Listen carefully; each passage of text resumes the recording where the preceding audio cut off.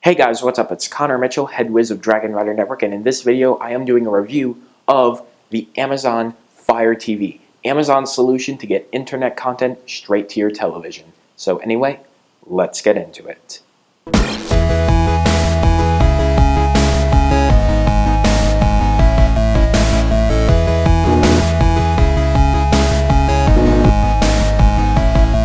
So has Amazon finally found the formula for what we need to bring online content to televisions?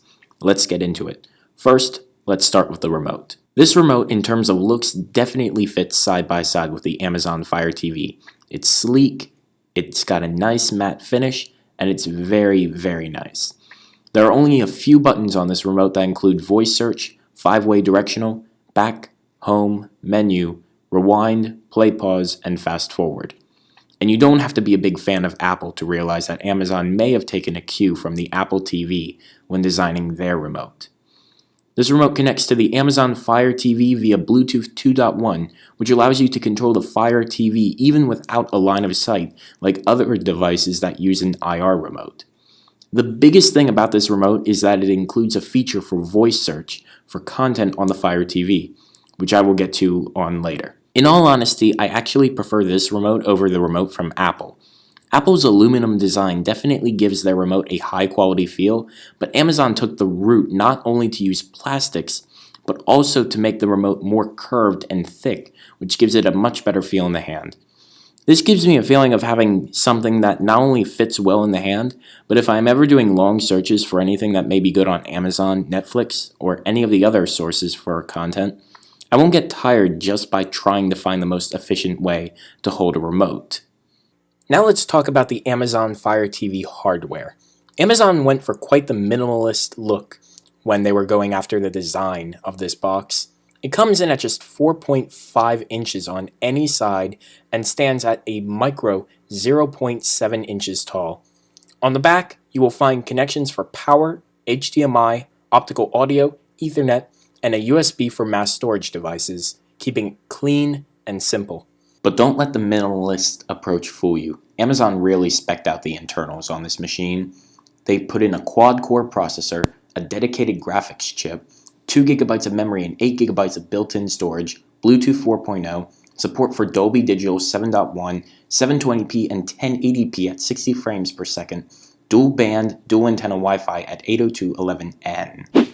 So now let's talk about some of the good things and the bad things about the internals and the externals of the Amazon Fire TV. So one of the best things in my opinion about the Amazon Fire TV is the UI. It offers you really big text, awesome looking icons, and it really looks like something that was designed from the ground up to be on a television screen. Movies and TV shows are also a really big win for the Amazon Fire TV. Not only do you have access to Netflix, Showtime, and a ton of other apps, but if you are on Amazon's Prime service, then you already have access to thousands of movies and TV shows instantly coming from Amazon as well as many other services. Now, someone like me coming from Apple TV, I was really thrown through a loop when I was given the choice to play games on the Amazon Fire TV.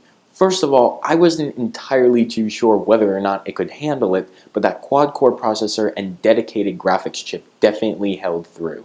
I was incredibly impressed with gaming performance on this little device, and I was incredibly happy to see that Amazon was not only partnering up with other game developers, but was also starting a game development company itself. So in the future, it definitely looks like more and more developers are going to be coming on to develop for the Amazon Fire TV.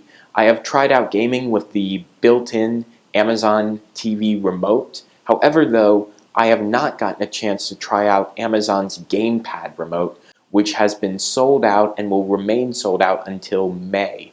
So unfortunately, I did not get a chance for that. However, though, for the games that I did try, such as racing games and Badland, they are definitely games that you can manage on just the little single remote. However, though, it does not do my thumbs any justice playing those games for long periods of time. Now, speaking for the quality of these games, these are obviously games that you would find more on iOS or Android devices. These are not going to be graphic-intensive games that you would find on systems like the PlayStation 4 or the Xbox One. Voice search coming to the Amazon Fire TV was a huge deal. No other internet device for your television has this capability, such as the Apple TV or the Roku box. None of them do. And the fact that Amazon was the first one to bring it means that it is definitely going to be a feature more people look for as time goes on. However, though, this is limited to Amazon's movie collections, their apps, and Vivo music videos. It does not do YouTube, it does not do Netflix. However, though, Amazon is bringing over a few more searches into that service come the summer. Throughout my experience, voice search really didn't have any problem picking up my voice incredibly clearly and being able to accurately figure out what I was saying. The only issue I obviously have with it is that it does not search for all content. It doesn't do YouTube videos, it doesn't do Netflix, it doesn't even do Hulu or Showtime. However, though, I believe those ones are coming later in the summer. Overall, I think Amazon did quite an amazing job with their first real attempt at an internet box for your TV. Between all the content you get from a wide variety of services, pretty sufficient gaming, and perks like voice control, it makes for a very desirable system of media entertainment. If you were to ask me between this, the Roku, and the Apple TV which is the best, well, first, I could see a potential video coming this summer about that. But that's beside the point. But I could tell you now that overall, looking at the three, it depends on your ecosystem of media already. If you're big on iTunes content and have a couple of iOS devices which already take advantage of AirPlay, Apple TV is still the better option. If you are a Prime subscriber or have a Kindle Fire HDX, which can mirror video and use a feature called X-Ray for video enhancement, Fire TV would be the better choice. And this is what leads me to think that the Roku might be in trouble. At this point, it's not much of a choice between Apple TV and Fire TV, but rather more of a choice between Fire TV and Roku. Both have games and each has a set of perks, but Amazon is starting off really strong with their very first Fire TV. It already looks to have a very strong start, and I can definitely see it becoming a very big player for Amazon in this emerging market. But anyway, guys, that is my review of the Amazon Fire TV, the new set-top box that is for your television straight from Amazon that connects your TV to the internet and tons of movies, TV shows, and other online content.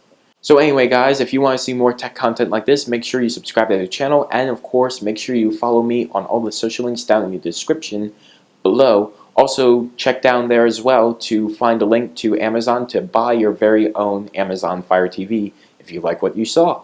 So anyway, guys, I have been Connor Mitchell, and I will catch you guys at the next video. Talk to you then.